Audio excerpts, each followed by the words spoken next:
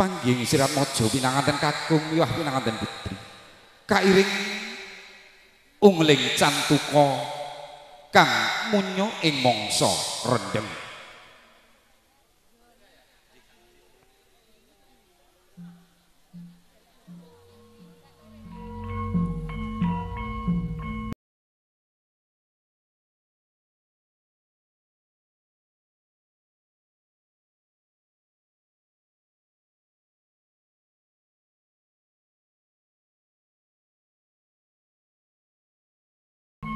Pangging Sirat Mojo pinanganten kakung miwah pinanganten putri ingkang hamestuti ilo-ilo ujaring para kina ingkang satuhu pinundi-pundi nulat edi endahing budaya luhur gumiring sesanti tetesing tias marsudi mardawaning budaya tulus budaya teges budidaya ingkang tuwuh saking osi ing penggalih wondene tulus mengkuwerti saliring pangesti tansah tumuju ing kautaman kawruyan penganten putri wis kepareng jengkar saking sasana palenggan tumuju ing sasana panggih semanten ugi pinanganten kakung sampun jumangkah tumuju ing sasana panggih tindake pengantin kekalih kaapit Sekar Puspita Adi kang sinebat Kalpataru Dewa Dari ya Jayadari ingkang limrah sinebat Kembar Mayang saya caket Denira Lumaksana pengantin kekalih wis prapteng unggihan kang tinuju Kiyo kumlawe astanira penganten kakung hambalang gantal ing jajanipun penganten putri datan sarata pinanganten putri ugi hambalang gantal ing jajanipun pinanganten kakung kang winastan gondang kasih ya gondang tutur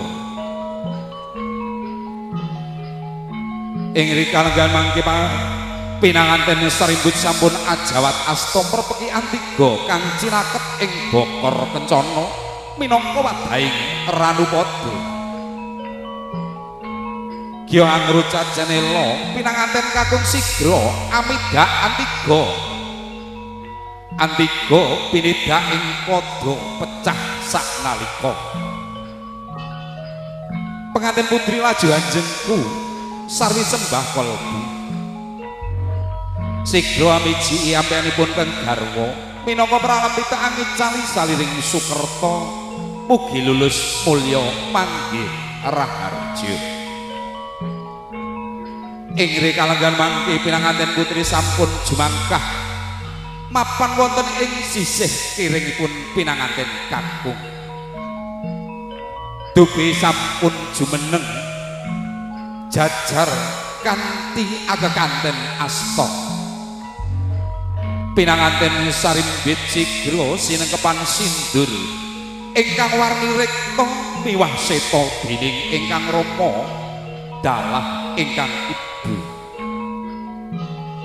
pangajabing sedya mugi daubing risang pinanganten sarimbit tinutun ing reh kautaman pinayungan budi rahayu wani marang bebener wedi marang kanistan lah punika kang winastan upacara adat sinduran utawi sindur binayang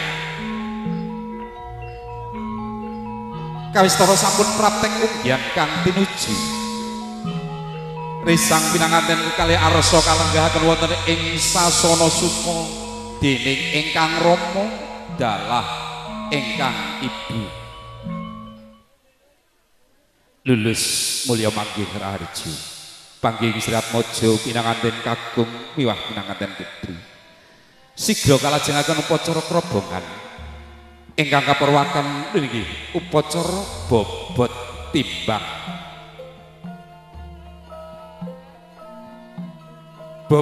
timbang ngemu suraos nimbang bobot bebet bibiting penganten kekalih dening ingkang Rama dalah ingkang Ibu. Pinanganten kakang kakung kapangku wonten ing jengku sisih kanan wendine pinanganten putri kapangku wonten ing jengku sisih kiri. Pakne iya Bu. Daturi nimbang putramu sakloron iki sajake abot ngendi to Pakne? Yen dak rasa bobote kok wis timbang to Bu. Iya Pakne. Muga-muga bobot kang timbang iki bisa tumus ana katresnane pinanganten sarimbit ya Pakne. Ing rikalenggan menika pinanganten sarimbit sampun sinengkakaken ing ngaluhur kawisuda minangka raja sedina ratu sedalu. Paripurna upacara bobot timbang sida kalajengaken upacara kacar kucur tampa kaya. Oalah kacar kucur tuna satak bathi sanak dhisik wong liya saiki dadi sedulur. Makarya lancar rezekine mancur. Kacar kucur paring pasemon bilih pinanganten kakung paring guna kaya dumateng pinanganten putri ingkang kadadosan saking tilam lampus sinulam suket Kalanjana. Isinipun beras kawak kacang kawak bilih kawak kacampur arta receh jring. Paripurna upacara kacar kucur sigra kalajengaken dahar klimah pinanganten kekalih kaparingan dahar boga jenar manca warna. Boga sega manca warna wis ngarani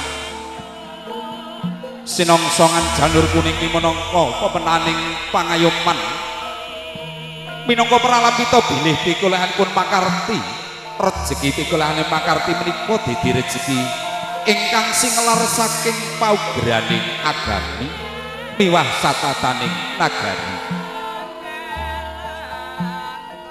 Paripurna dahar buku jenar pinanganten kekalih arsa kaparingan unjukan toya wening ingkang mengku pralambita bilih ing mangkinipun wonten ing madyaning bebrayan sadéngah pakaryan ingkang arsa kalampahan ugi kantan sah linambaran kanthi weninging manah miwah meneping kalbu satemah ing mangkinipun kanthi nemu namung hayu hayom ayem miwah tentrem.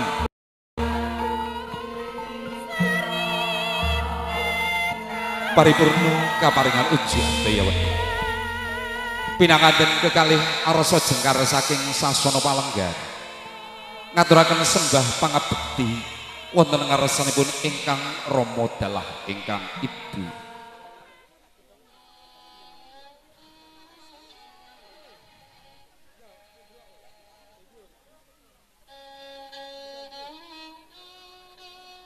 Sampun jengkar saking sasana Palenggan pinanganten kekalih arsa sumungkem wonten ngarsanipun ingkang Rama dalah ingkang Ibu. Kanjeng Rama Kanjeng Ibu kula ingkang sowan wonten ngarsa paduka ngaturaken sembah bekti kula kunjuk dumateng Rama lan Ibu. Kula ngaturaken gunging panuwun ingkang tanpa pepindhan awit lumantar Rama lan Ibu kula saged gesang wonten ing alam donya menika. Rama lan Ibu sampun paring panggula wentah paring piwulang lan pitutur kang becik dumateng kula. Ananging kula minangka jejering putra daring saged paring piwales punapa-punapa. Kapara kula asring sanget damel kuciwaning manah. Gelaning manah Rama lan Ibu. Rama kula nyuwun tambahi pangestu. Anggen kula badhe bangun bali wisma kaliyan priya bagus ingkang kula tresna. Nggih, anakku cah bagus lan kowe cah ayu. Pangertiya ya nggih. Yen sejatine ngono wis dadi kewajibane Rama lan Ibu. Gedhekno anak-anake, gula wentah anak-anake, menehi piwulang lan sing pitutur sing becik marang anake nggih. Ngerti ya? Yen sejatine ngono wong tuwa ora arep-arep piwales apa-apa saka anak-anake nggih. Wong tuwa wis seneng yen anak-anake iso urip mulya, ayem tentrem jumbuh sing dirgayuh.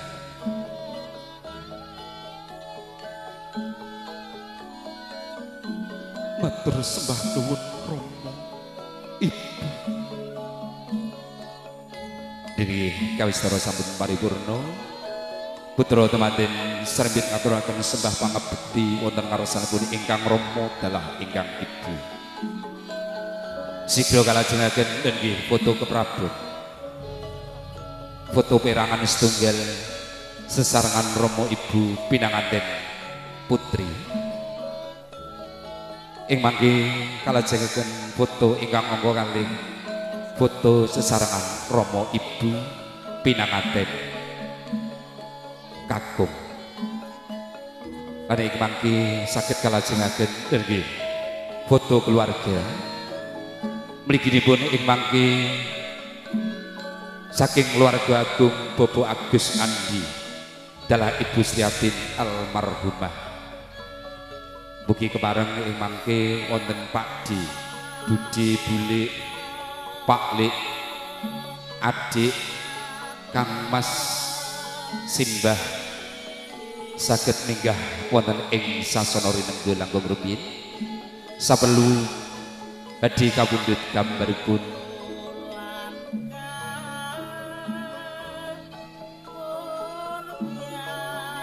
dening kadang-kadang DC sinematik fotografer.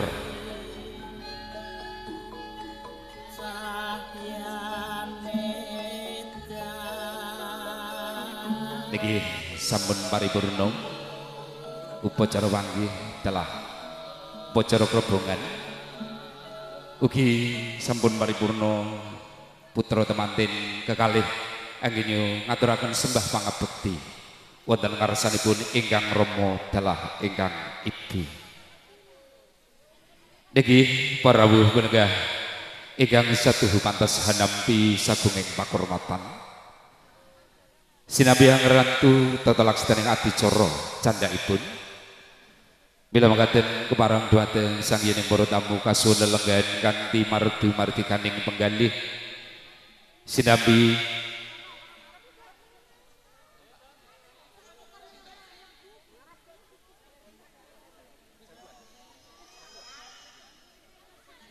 niki ing mangke taksih wonten adicara tumplak punjen. Nah, badhe dudum kantong. Dan niki panjenenganipun Bapak Yatmin dalah Ibu Remwati. Bila makaten dumateng kadang-kadang utawi kakak adik saking Mbak Yudiah Ayu Ratnasari kasuwun jenggar saking sasana palanggan.